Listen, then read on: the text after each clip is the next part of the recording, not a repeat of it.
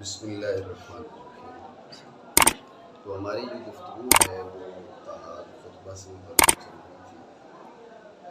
اما بعد حمد اللہ علی نوالہ والصلاۃ علی رسولہ محمد وآلہ۔ سوال یہ کیا تھا کہ سلام کی بڑی تاکید ہے، وسلموا تسلیما، صلاۃ کی اتنی تاکید نہیں ہے، تو مصنف رحمہ اللہ تعالیٰ نے صلاۃ تو پیش کی لیکن سلام پیش نہیں کیا۔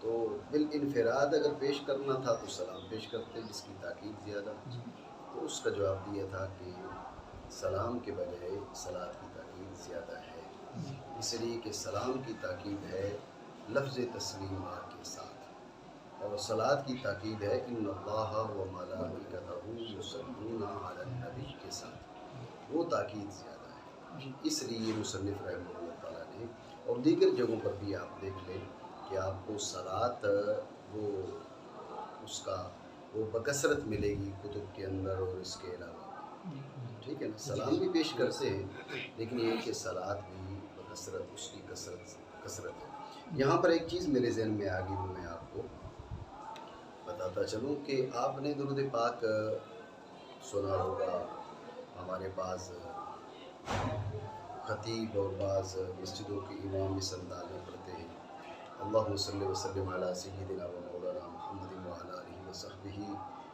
وسلم وصلی علیہ، ٹھیک ہے، کچھ اس طرح پڑھتے ہیں۔ تو وصلی علیہ دوبارہ پڑھ دیا جائے تو یہ اس میں تو کوئی حرج نہیں ہے۔ بعض کہتے ہیں وصلو علیہ، ٹھیک ہے، اللہم صلی علی سیدنا و مولانا محمد وعلی آلہ سیدنا مولانا محمد وبارک وسلم وصلو علیہ۔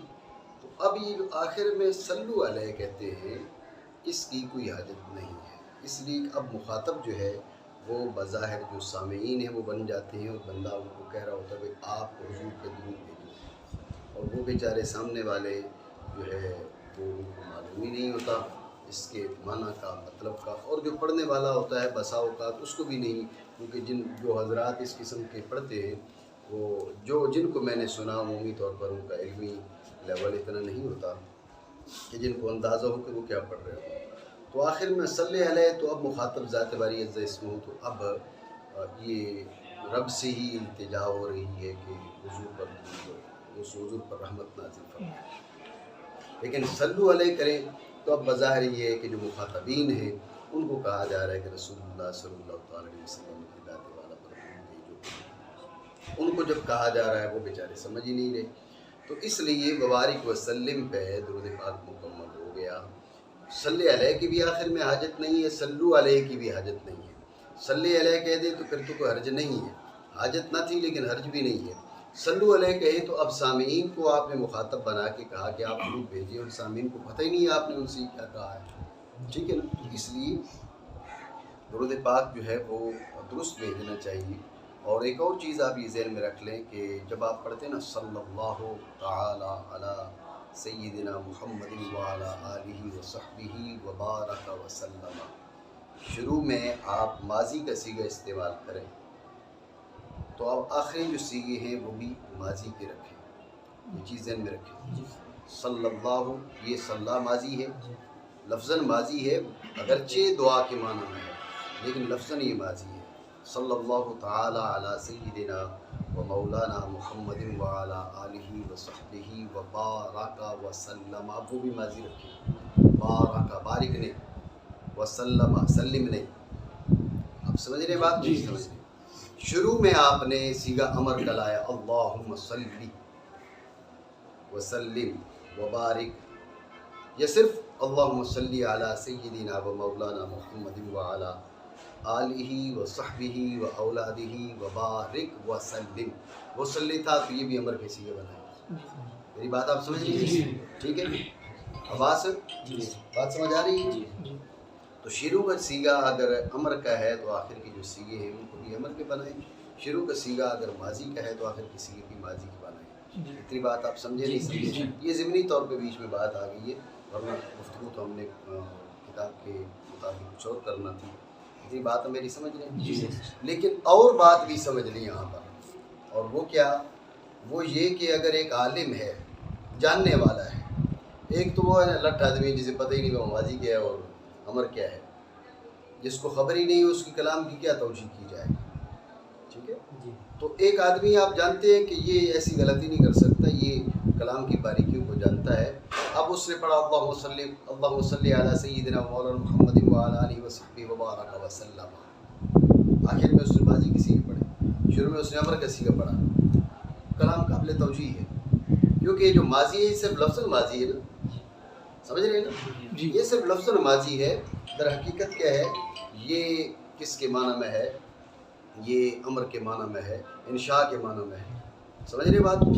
اور شروع میں اس نے کہا صلی اللہ تعالی علی سیدنا مولانا محمد وعلی آلہ وصحبہ وبارک وسلم، شروع میں ماضی تھی، آخر میں امر لے آیا، جب بھی بات قابل توجیہ ہے، بات سمجھ رہے نہیں؟ یعنی ایک ہے جو اسلوب ہونا چاہیے، اور وہ یہ ہے کہ شروع میں ماضی ہے تو آخر میں بھی ماضی ہی ہو، شروع میں امر ہے تو آخر میں بھی امر ہی ہو۔ لیکن اگر کوئی صاحب علم اس نے شروع میں ماضی آخر میں امر، شروع میں امر آخر میں ماضی، تو یہ گفتگو قابل توجیہ ہے، کیونکہ جو ماضی ہے وہ بھی انشاء ہی کے معنی میں ہے، میری بات سمجھے نہیں؟ ٹھیک ہے، تو لہٰذا اعتراض میں بھی جلدی نہیں کرو، دیکھو جی اس کو تو پتہ ہی نہیں ہے، اللہم صلی وسلم کے بعد آخر میں بارک پڑھنا تو لے یہ بارک پڑھ گیا، تو یہ اعتراض میں جلدی نہیں کرنی چاہیے۔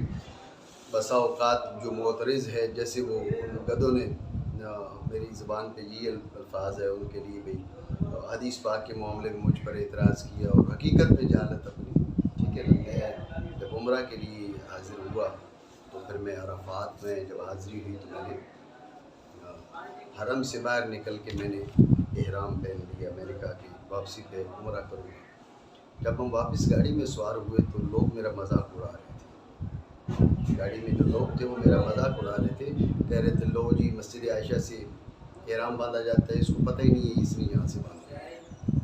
تو کافی دیر وہ مذاق اڑاتے رہے، تو گھر والی میرے ساتھ تھی، اس سے مجھے کہا کہ آپ ان کو بتا دیں، میں نے کہا چلو ان کو مذاق اڑانے تو تھوڑا ان کو دل خوش کرنے دیں۔ جب انہوں نے مذاق اڑا لیا پھر میں نے انہیں بتایا مسئلہ، میں نے کہا بات مسجد عائشہ کی نہیں ہے، جو حرم میں ٹھہرا ہوا ہے اس نے احرام باندھنا ہے ہل میں آ کے، تو میں ہل سے احرام باندھ کے جا رہا ہوں، لازمی تھوڑے بھی مسجد عائشہ سے باندھوں۔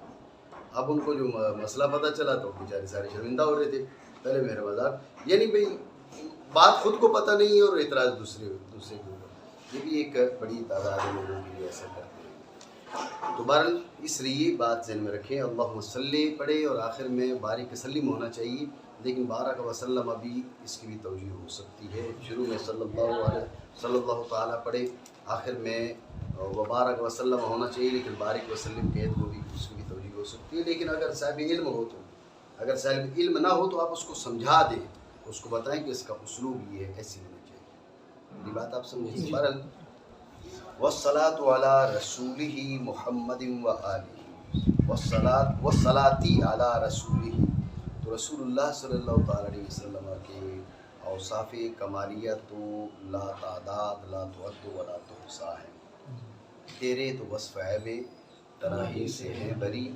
حیراں ہوں میرے شاہ میں کیا کیا کروں تجھے۔ تو کسی بھی انسان کے کمال کا بالا ترین درجہ مقام رسالت ہے، ٹھیک ہے؟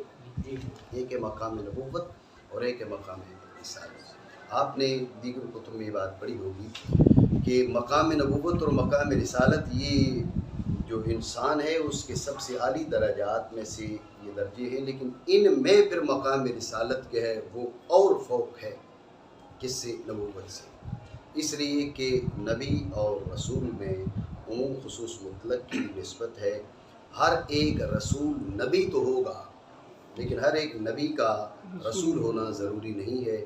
رسول اللہ صلی اللہ تعالیٰ علیہ وسلم کی حدیث پاک ہے جو جناب ابو ذر غفاری رضی اللہ تعالیٰ نے بتایا کہ جو انبیاء کرام ہیں وہ 1,00,000 سے زائد ان کی تعداد فرمائی، 1,24,000 کے لگ بھگ، اور جو ان میں سے رسول ہیں وہ فرمایا 313 یا 15 یا 19 مختلف روایات ہیں، ٹھیک ہے نا؟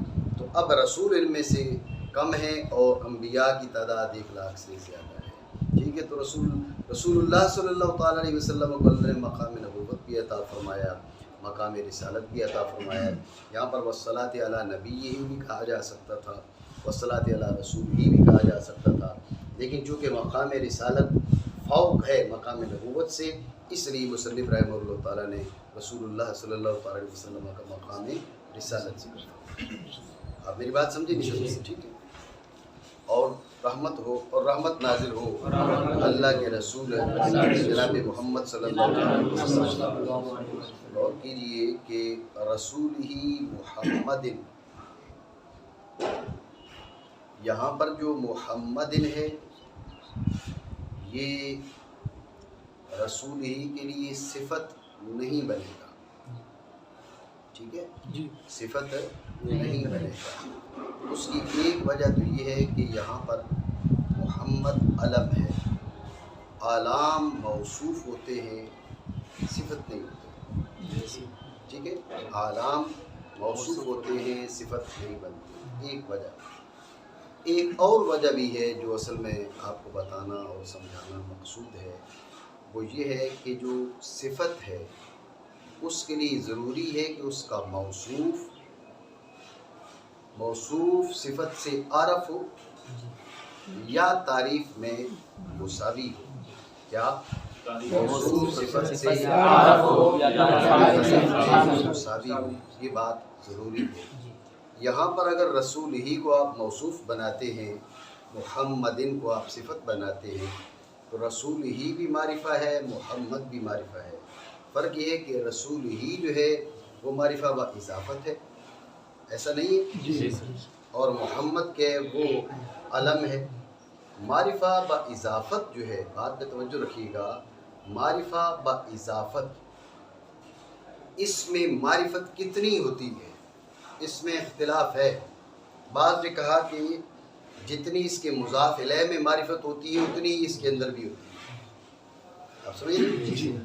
معرفہ با اضافت جو ہے جتنی مضاف الیہ میں معرفت پائی جاتی ہے اتنی مضاف میں پائی جاتی ہے، بعض نے یہ کہا، لیکن یہ غیر معقول بات ہے، ٹھیک ہے نا؟ بھائی تمہارے پاس کتنے پیسے ہیں ابھی؟ 350، تو 350 اس سے جو لے اس کے پاس بھی 350 رہے اور جس کو جو لے اس کے پاس بھی 350 ہی رہے، ایسا ہو پائے گا؟ غیر معقول بات ہے، ٹھیک ہے؟ تو مضاف الیہ میں جتنی معرفت ہے وہ ساری کی ساری مضاف کے اندر آ جائے۔ مضاف نے اس سے ادھار مانگی ہے، اس سے مانگ کے لیے، جب اس سے مانگ کے لیے تو اب مضاف کے اندر بھی اتنی معرفت آ جائے، غیر معقول بات ہے۔ اس لیے تحقیق یہ ہے، راجح یہ ہے کہ معرفہ با اضافت میں جو معرفت ہے وہ سب سے کم درجہ کی پائی جاتی ہے، سمجھ رہے ہیں بات؟ اس میں جو معرفت ہے وہ سارے درجات سے کم ہے۔ ضمیروں کی معرفت اپنی ہے، اعلام کی معرفت اپنی ہے، اس میں اشارہ وغیرہ ان کی معرفت اپنی ہے، لیکن جو مضاف ہے وہ مضاف الیہ سے ادھار مانگ کے معرفہ بنتا ہے، تو اس کی اپنی نہیں ہوتی، وہ دوسرے سے اس نے ادھار لی ہوئی ہوتی ہے، اس لیے اس میں معرفت کی جو قوت ہے سب سے کم ہوتی ہے، کمزور ترین معرفت جو ہے وہ معرفہ با اضافت میں پائی جاتی ہے۔ اتنی بات سمجھیں؟ جب یہ بات آپ کے ذہن میں آ گئی تو اب اگر رسول ہی کو ہم موصوف بناتے، محمدن کو صفت بناتے، تو جو موصوف ہے وہ نہ صفت سے عارف نہ مساوی بلکہ تعریف میں دون ہو گیا ہے، اس لیے یہ ترکیب نہیں ہو سکتی کہ رسول ہی موصوف ہو اور محمد صفت۔ دو وجہ میں نے آپ کو بتائی جی، ٹھیک ہو گیا؟ خلاصہ دوبارہ سمجھیں کہ رسول ہی محمدن، یہ ترکیب میں محمدن جو ہے رسول ہی سے بدل آپ بنا دیں یا تو بیان بنا دیں، اس قسم کی ترکیب ہو سکتی ہے، بدل بنائیں، یہ ترکیب زیادہ مناسب ہے۔ تو باقی آپ اس کو صفت بنانا چاہیں تو یہ نہیں بن سکتی۔ اس پہ تنبیہ اس لیے ضروری ہے کہ ہمارے بعض طلبہ صرف الفاظ کو دیکھتے ہیں اور معانی اور اس کی جو باریکی ہیں اس کی طرف توجہ نہیں کرتے، وہ سمجھتے ہیں رسولی بھی معرفہ ہے، محمد بھی معرفہ ہے، تو لہذا رسولی موصوف محمد صفت، موصوف اپنی صفت سے مل کر جو ہے نا اس کو مجرور بنا لیے جان کا، ایسا نہیں ہوتا۔ بلکہ ایک چیز تو اس میں یہ رکاوٹ ہے ترکیب توصیفی میں کہ محمدن علم ہے اور اعلام موصوف بنتے ہیں، صفت نہیں بنتے، یہ یہاں پر صفت نہیں بنے گا، ایک وجہ، ٹھیک ہو گیا جی۔ اور دوسری وجہ یہ ہے کہ محمدن جو ہے وہ علم ہے اور رسول ہی معرفہ با اضافت ہے۔ معرفہ با اضافت میں معرفت کتنی ہوتی ہے وہ اس میں اختلاف ہے، بعض نے کہا کہ اس میں معرفت مضاف الیہ کے درجہ کی ہوتی ہے، جتنی معرفت مضاف الیہ میں ہے اتنی مضاف میں ہے. ایک رائے یہ ہے، لیکن یہ کمزور رائے ہے. راجی یہ ہے کہ مضاف الیہ جو معرفت با اضافت جو ہے اس میں سب سے کم درجہ کی معرفت پائی جاتی ہے.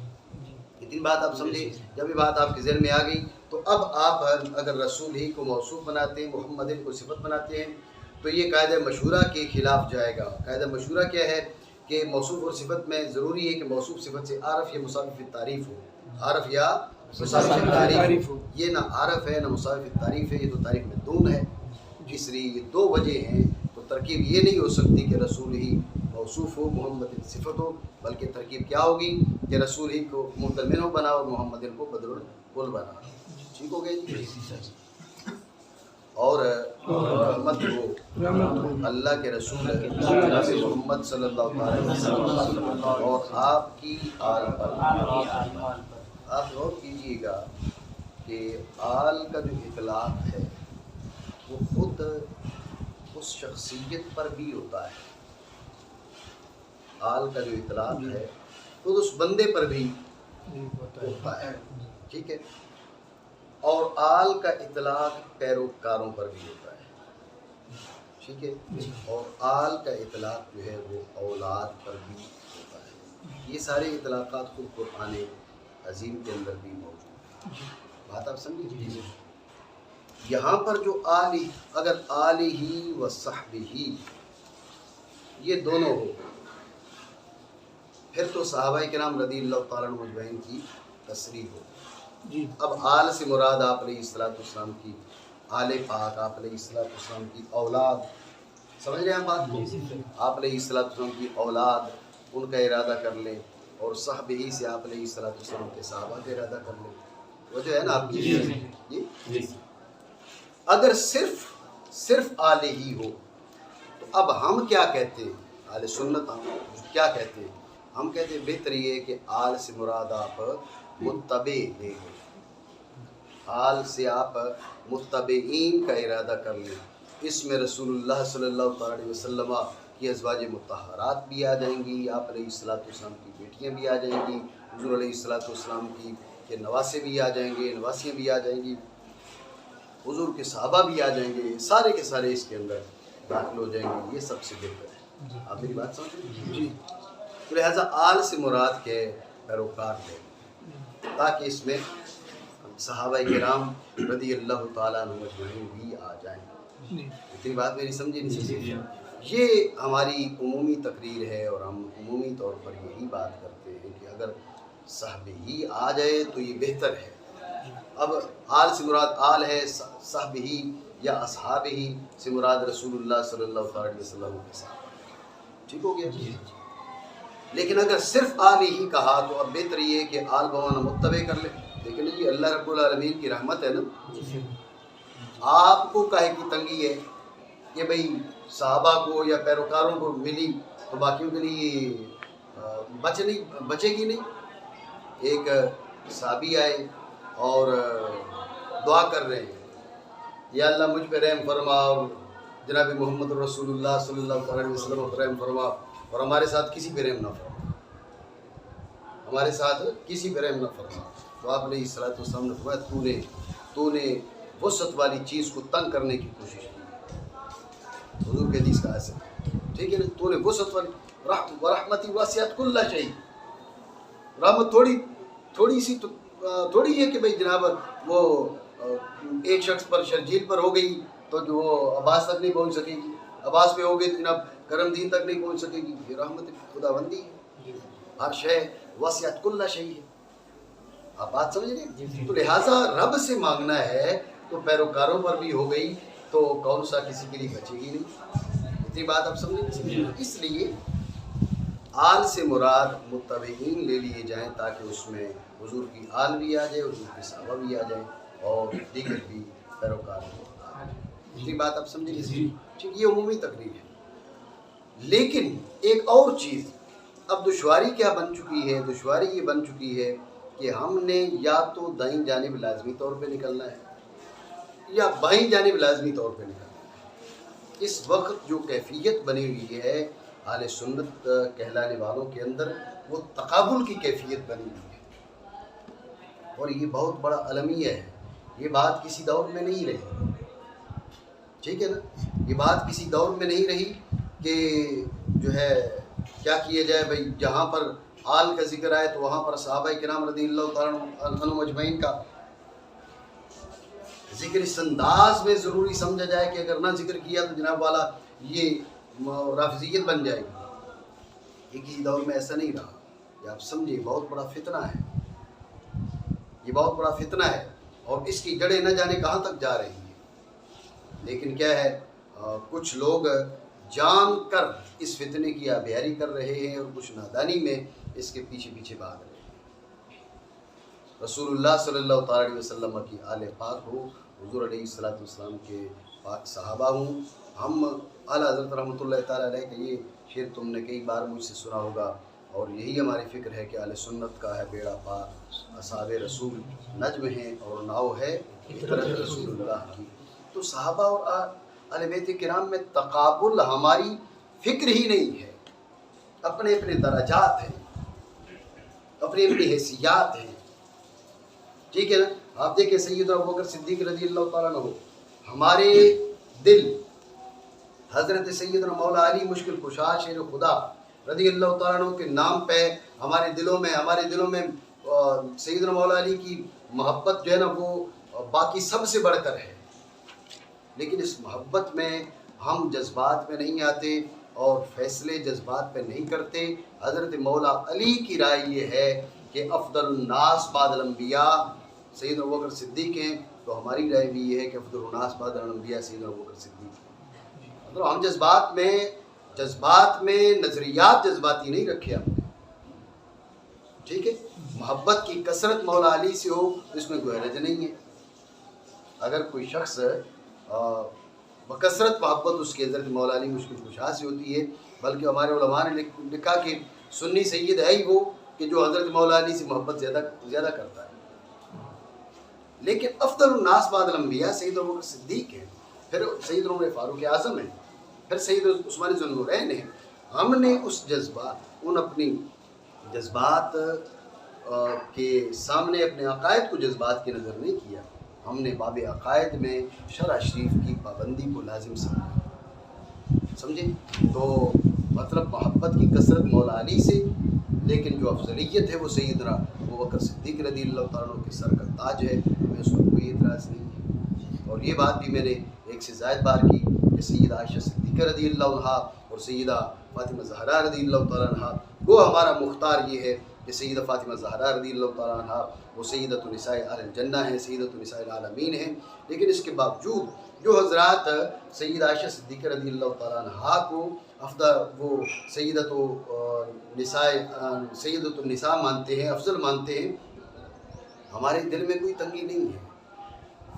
ہماری ماں اگر افضل ہوں تو ماں تو ہماری ہے نا، تو تنگی کون سی ہے؟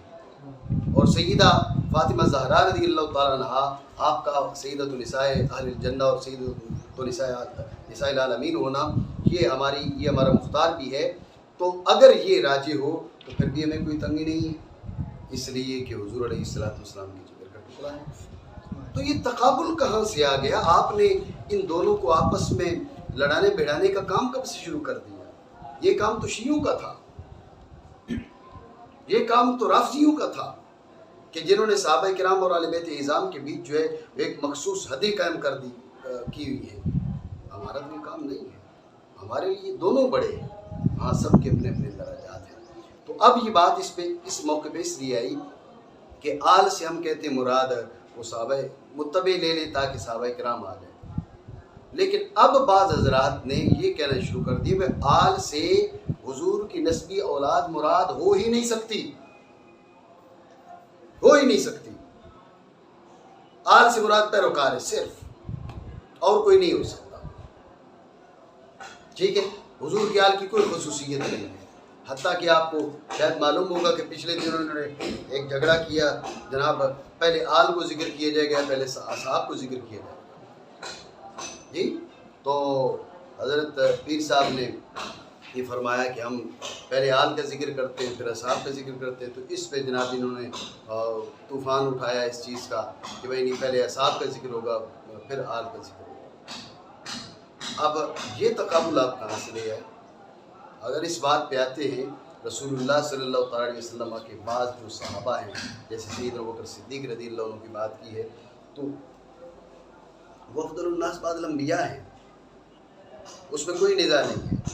لیکن اگر آپ اس بات پہ آتے ہیں کہ پہلے ذکر آل کا یا پہلے اصحاب کا، تو پھر آپ کو پھر حوالہ جات گنتی آپ بھی کریں اور ہم بھی کریں گے، ٹھیک ہے نا جی؟ آپ بھی گنتی کریں، ہم بھی گنتی کریں گے، تو ہماری حوالہ جات کے مقابلے میں آپ کا جو ہے وہ 1% بھی نہیں نکلے گا۔ پوری امت جو ہے اب تک گمراہی کا ارتکاب کرتی ہے، وہ ذکر پہلے آل کا کرتی ہے اور پھر صحابہ کا کرتی ہے۔ یہ کس طرح لے کے جا رہے ہیں آپ امت کو؟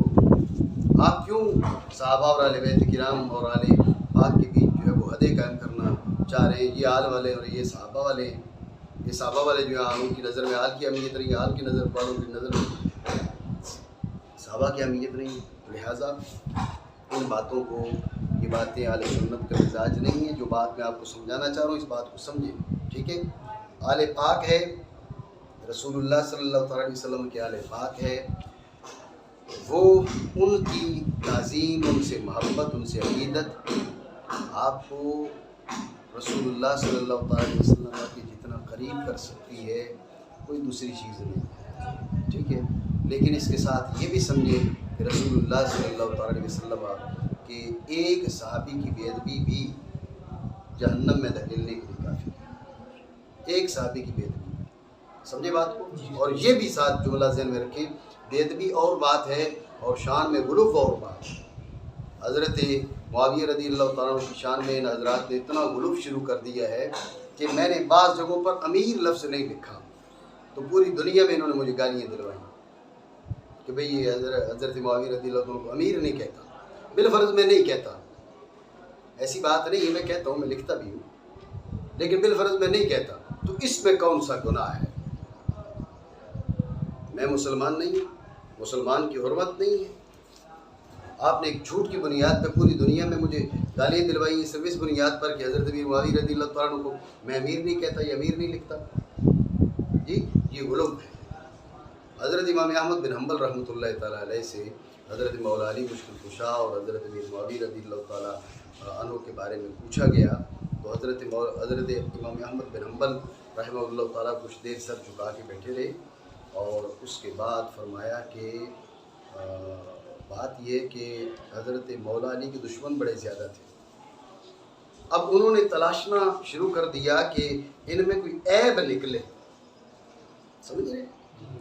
ہم لوگوں میں بیان کریں، اور مولا علی اللہ رب العالمین نے بے عیب شخصیت بنایا، آپ کو عیب تو نہ ڈھونڈ سکے۔ اب انہوں نے کہا بھئی ان کے ساتھ بالفعل جو جنگ میں اترے وہ تو حضرت معاویہ رضی اللہ تعالیٰ اترے، تو اب بغض مولا علی تھا، تو حضرت مولا علی کے ساتھ جنہوں نے جنگ کی ان کو حد سے بڑھا دیا، شان ان کی بہت زیادہ بڑھا دی۔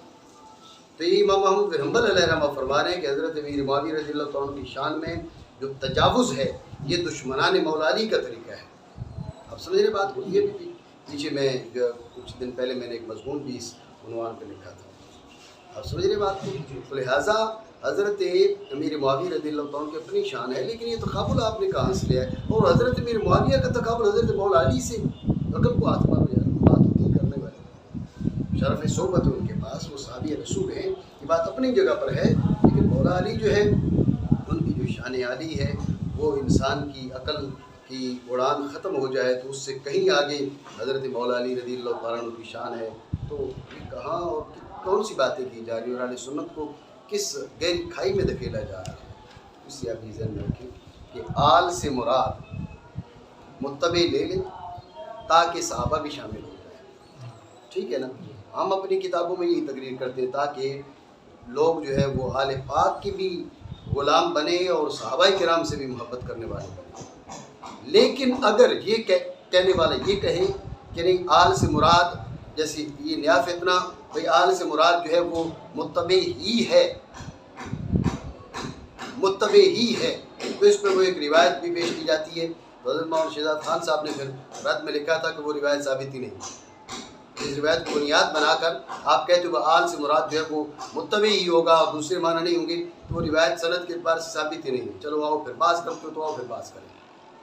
ہم جو آپ کو کہہ رہے ہیں کہ اہل اسلام کو، اہل سنت کو اعتدال پر رہنے دیں، ایسی باریکیوں، ایسی باتوں کی طرف ان کو نہ لے کر جائیں کہ ان کے اذہان متزلزل ہو جائیں۔ آپ نہیں رہنے دینا چاہ رہے۔ آپ کو اہل پاک، جہاں پر اہل پاک کا ذکر آیا آپ دیکھ لیں، وہاں پر حضرت مولا علی کی شان میں جتنی منقبتیں ہیں ان کے مقابلے میں حضرت ابوبکر صدیق کی شان میں انہوں نے بنا دی۔ ارے حضرت ابوبکر صدیق کی اپنی شان ہے، اپنی عظمت ہے، یہ تقابل کیوں کرواتے ہیں آپ کہ مولا علی کی شان میں ہوگی تو ابوبکر صدیق کی شان میں لازمی طور پہ ہوگی؟ جی اس سال آپ دیکھیں رجب کے اندر ان حضرات نے جو جلسے کیے ہیں تو وہ حضرت مولا علی کے نام پر کسی جلسے کا نام ہی نہیں رکھا، باقی رافضیت کی بو نہ آ گئی۔ یہ تم لوگ ایسے ہو جن سے جو مولا علی کا نام لو تو تم بدبودار ہو جاتے ہو، ٹھیک ہے نا؟ ہم رافضیوں پر لعنت بھیجتے ہیں، لیکن اس کے باوجود صحابہ کرام کی اپنی شان ہے، اہل بیت کرام کی اپنی شان ہے۔ ہاں یہ ضرور ہے کہ اگر کوئی اہل بیت کرام کے نام پر چڑھے گا تو انشاءاللہ رب العالمین پھر ہمارا مولا علی کا ہی نام ہے، ٹھیک ہے نا؟ ہم معاذ اللہ ایسا تو نہیں ہے کہ آپ کو افضل الناس بعد الانبیاء مانتے ہوں، ہم کوئی تفصیلی ہوں، یہ بات نہیں ہے، لیکن آپ چڑھتے کیوں ہیں؟ چڑھنا کام تو منافقین کا تھا، یہ حدیث صحیح کے اندر موجود ہے۔ دوبارہ آج سے مراد متبع لیں تاکہ صحابہ کرام بھی آ جائیں، ٹھیک ہے، اور پیروکار بھی آ جائیں اور پھر ہم بھی آ جائیں۔ ہمیں کون سی تکلیف ہے کہ بال سے مراد متبع نہیں ہونا چاہیے، جب کہ ہماری بھی بیچ میں بات آ رہی ہے تو ہم اس میں سارے کے سارے پیروکار آ جاتے ہیں۔ لیکن اگر کوئی یہ اصرار کرے گا تو پھر وہ میدان نقل میں جو ہے وہ ٹھہر نہیں پائے گا۔